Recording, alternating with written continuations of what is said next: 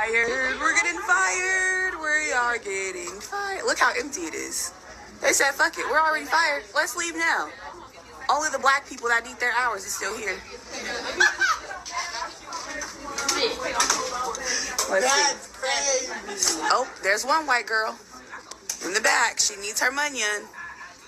Let's see who else. Oh, Ghost Town. Oh, look, there's Color Girl. One more. And we're fucked.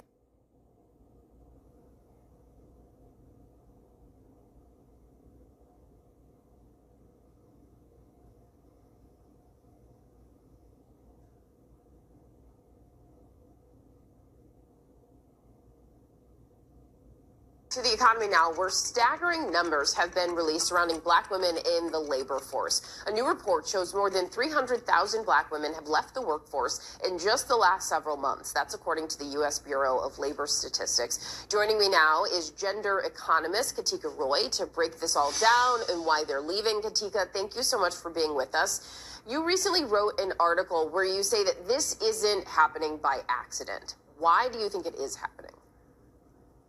This is happening because of cuts to public sector positions. So if you look at the federal labor force, black women make up just over 12% of the federal labor force. It's about double their representation in the labor force overall. And when you have targeted cuts up to 50% in organizations such as the Department of Education and HHS, you're not just trimming the fat, you're actually cutting the economic backbone for black women.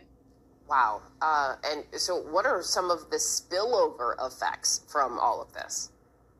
Well, one of the things that we know is that there is a connection between women's labor force participation and GDP. So just black women's labor force participation has dropped by just over 2% in the last 3 months. And that has sucked over $37 billion out of US GDP.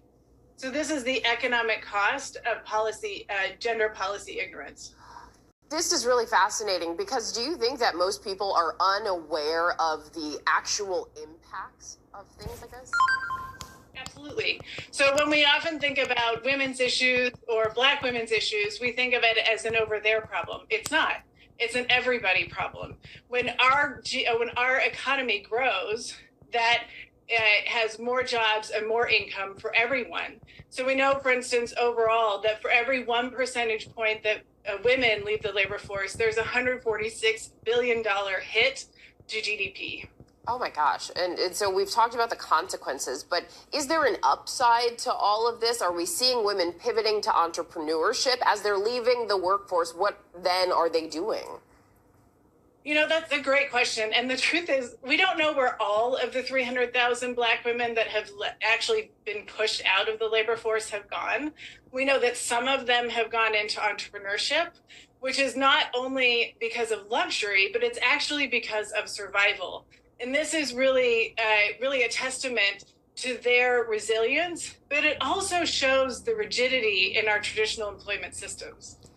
Are there any other groups that we are seeing largely impacted in this way in the labor workforce? Not to this extent. So I track all of the data, as you can imagine, month over month by gender and race and ethnicity. And I started to see this trend about 3 months ago with this really precipitous drop in black women out of the labor force. And this is a huge hit. And historically, just to give you a sense of the historical context, this is the first time in years that black women's labor force participation has fallen below Latinas' labor force participation. Wow.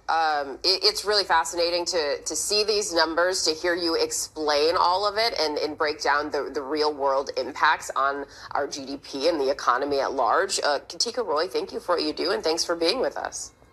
Thanks for having me.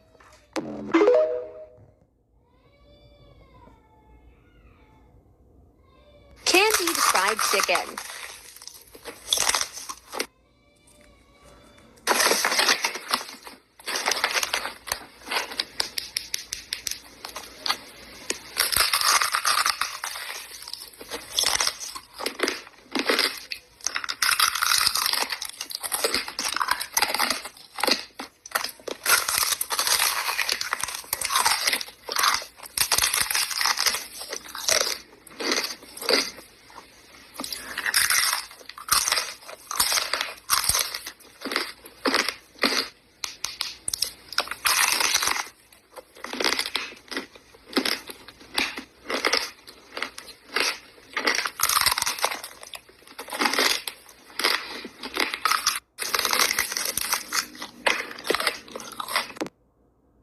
Bible speaks about famines. The word famine is from the Latin/Italian fame, which means hungry. Fame, right? I don't know how it's said in Spanish. It might be similar because Italian and Spanish, they all derive from Latin. Both those languages derive from Latin, right? So, fame, man, famines, that Yahweh Shai said that's one of the signs of his coming, famines. So imagine, especially for you women, especially you so-called black women, you morbidly obese, fat. Some of you are very fat and morbidly obese, which means you probably were eating every 2-3 hours and eating junk. Now what? So when that comes down upon you, it hits you like a ton of bricks. Now what? Now what's your plan now? Do you even have one? I guess the only option for you is to starve, right? Some of you are going to starve to death.